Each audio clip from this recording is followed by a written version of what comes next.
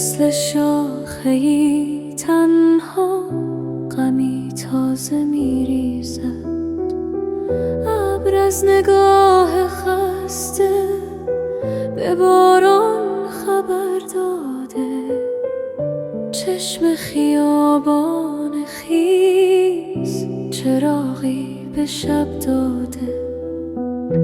هر کوچه پر صدای نفس‌های دلتنگی، هر رهگذر اسیر غروب پر از رنگی. بادی هزید و برد عطر بهار رفته، یاد تمام عشق با برگا شکفته. چای غروب سرد در استکان تنها، عطر غمی نهفته در سایه مبهم ها.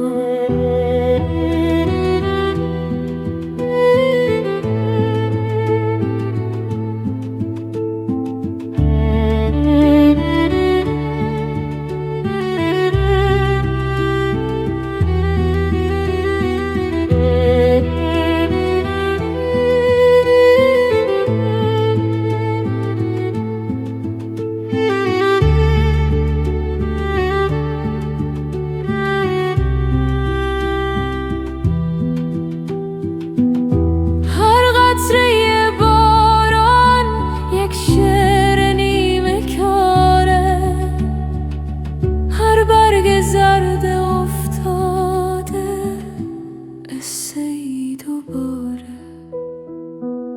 پاییز یعنی آغاز اندوه‌های پنهان، پاییز یعنی باران، یعنی غروب بیجان. اما درون این غم شوق رهایی هم هست، در سردی هواها گرمای نایی هم هست. پاییز یعنی